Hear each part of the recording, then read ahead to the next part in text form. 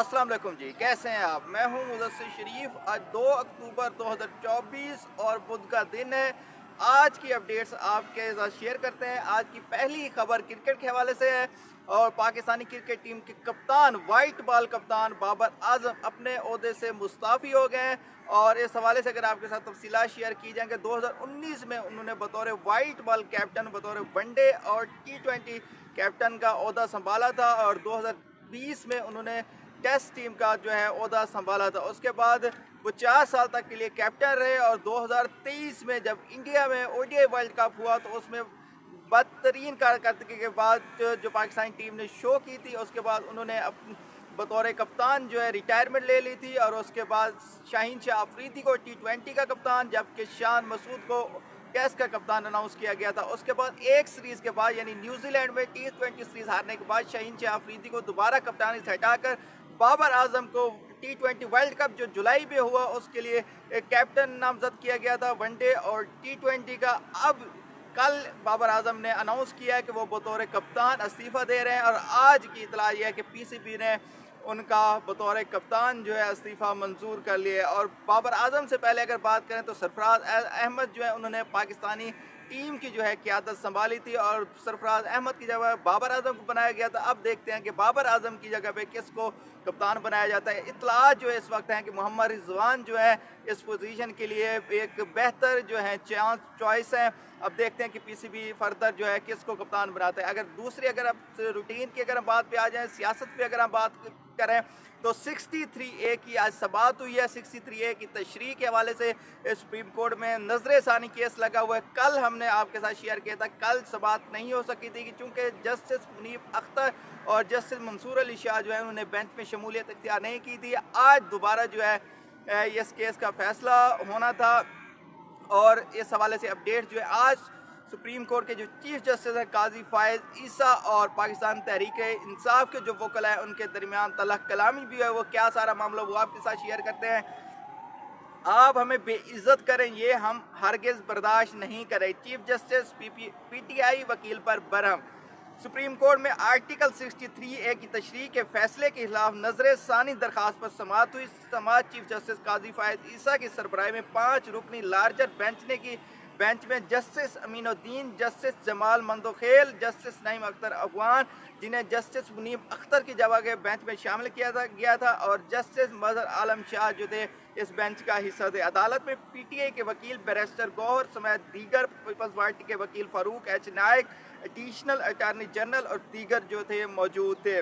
समाअत के दौरान आज एक पीटीआई वर्कर या वकील थे बुनियादी तौर पर मुस्तफ़ीन काज़मी रोस्टम पर आए और कहा कि ये 5 रुकनी लार्जर बेंच गैर आइनी है और हमारे 500 वकील बाहर हैं। देखते हैं आप कैसे हमारे खिलाफ फैसला देते हैं। बुनियादी तौर पर 63A का फैसला जो है उस पर नजर सानी की अपील की, उस पर पीटीआई के जो वकील हैं उन्होंने ये धमकी दी है चीफ जस्टिस को। आगे चीफ जस्टिस ने इस पर क्या कहा, इस पर चीफ जस्टिस काजी फैज ईसा की जानिब से मुस्तफ़ीन काज़मी को बैठने की हिदायत करने के बावजूद ना बैठने पर जस्टिस काजी फैज ईसा ने पुलिस को हिदायत की कि उन्हें बाहर निकाल दें और उनको उसके बाद बाहर निकाल दिया गया। बाद अज़ां चीफ जस्टिस ने पीटीआई के वकील बैरिस्टर अली ज़फ़र को मुखातिब करके कहा कि ये क्या हो रहा है। अली ज़फ़र, आप आएँ और हमें बेइज्जत करें, ये हम हरगिज़ बर्दाश्त नहीं करें। जजेस से बदतमीज़ी का ये तरीका अब आम हो गया है। जस्टिस जमाल मंदोखेल ने बैरिस्टर अली ज़फ़र से मुकालमा करते हुए कहा, आपके रवैये से जो थोड़ी हमदर्दी थी हमें, अब वो भी ख़त्म हो गई है। चीफ जस्टिस ने अली ज़फ़र से कहा, आपने कहा फैसला सुना दें तो हमने सुना दिया, अब हम सब का मुश्तरका फैसला है। बेंच का एतराज़ मुस्तरद करते हैं। पाकिस्तान तहरीक इंसाफ ने इस बेंच को मुस्तरद किया था और इस वजह से वो आज अदालत में मौजूद भी जो 5 रुकनी बेंच बनाया गया है उस पर पाकिस्तान तहरीक इंसाफ क्या एतराज़ात है वो आपके साथ शेयर करते हैं। इस पर अली ज़फ़र ने कहा, बेंच बनाने वाली कमेटी के मेंबर बेंच का हिस्सा हैं। बुनियादी तौर पाकिस्तान तहरीक इंसाफ का ये मुतालबा है जो कमेटी बेंचेस की तश्कील देती है कि उसके जो 3 टॉप के जजेज़ हैं जो बेंचेस की तश्कील देते हैं वो भी इस बेंच का हिस्सा हैं।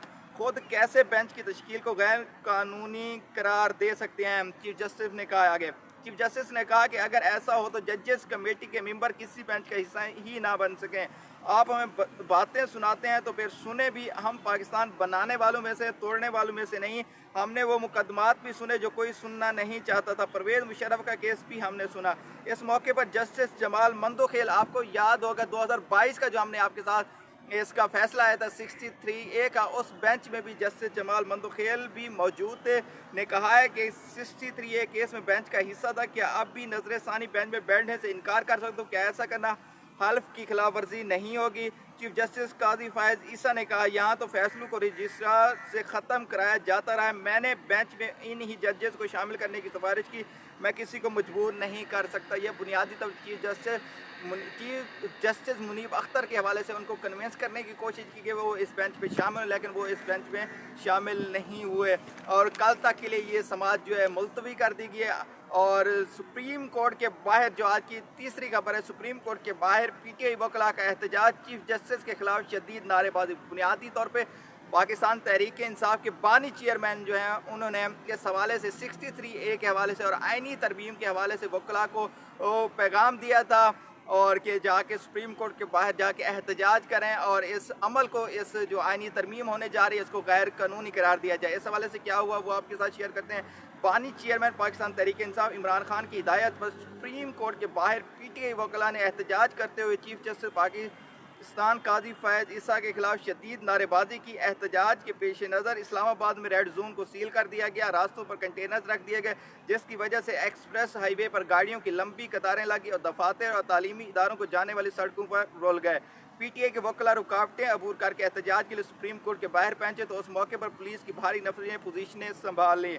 इस्लामाबाद हाई कोर्ट से वकला की रैली सुप्रीम कोर्ट के बाहर पहुंची, जहां उन्होंने चीफ जस्टिस काजी फैज ईसा के खिलाफ नारेबाजी की। वकला काजी फैज ईसा का पुतला भी साथ लाए थे। बैरिस्टर गौर ने सुप्रीम कोर्ट के बाहर मीडिया से गुफ्तगू करते हुए कहा, सुप्रीम कोर्ट की जिम्मेदारी है कि अवाम के हकूक़ का तहफ़्फ़ुज़ करे।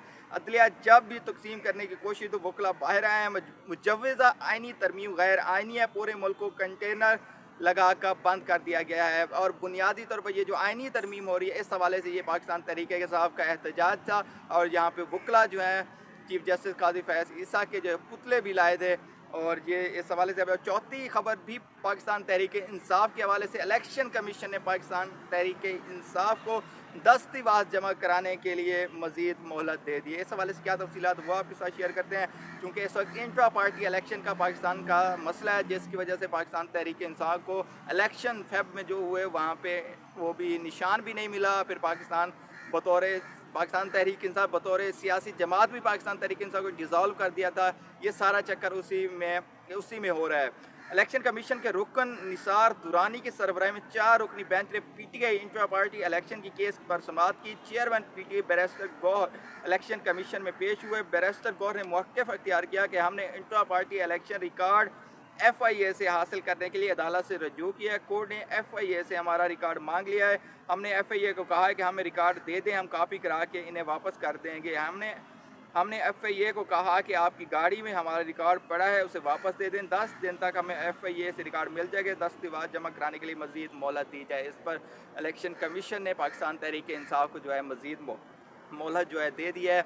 और आज की चौथी खबर जो है आइनी तरमीम का मामला, नवाज शरीफ का लंदन जाने का प्रोग्राम मौखर। हमने 2 दिन पहले आपके साथ ये खबर की थी। अक्टूबर के पहले हफ्ते में मियां मोहम्मद नवाज शरीफ जो हैं उन्होंने लंदन जाने का प्रोग्राम था उनका। आज की जो खबर है, जियो न्यूज़ ने इस खबर को रिपोर्ट किया है कि मियां मोहम्मद नवाज शरीफ जो है लंदन नहीं जा रहे। इसका जो बुनियादी तौर पर मकसद है वो आइनी तरमीम है और अक्टूबर के पहले हफ्ते में हुकूमत की कोशिश है ये जो आइनी तरमीम जो है उसको कर लिया जाए। इसके अलावा पाकिस्तान तहरीक इंसाफ का आज मुख्तलिफ जगहों पे एहतजाज था, फैसलाबाद में, मियांवाली में और इसके अलावा भी कुछ जगहों पे एहतजाज था। इस वक्त जो इतलात हैं उस हवाले से पाकिस्तान तहरीक इंसाफ को के मुख्तलिफ कारकुनों और लीडरशिप में से जिस तरह मिसाल करते थे, पंजाब असम्बली के जो अपोजिशन लीडर हैं अहमद खान भीपर, उनको भी गिरफ़्तार कर लिया गया। इसलिए कारकुनों को भी उस तरह काफ़ी रास्ते कंटेनर लगा कर बंद कर दिया गया उनको। ये तो एक मामूल की बात है, जब भी पाकिस्तान तहरीक इंसाफ का कहीं जलसा होता है या एहतजाज होता है, इस तरह की रुकावटें खड़ी कर दी जाती है इंतज़ामिया की जानिब से। ये थी आज की तफसीलात। इजाज़त दीजिए, अल्लाह हाफ़िज़।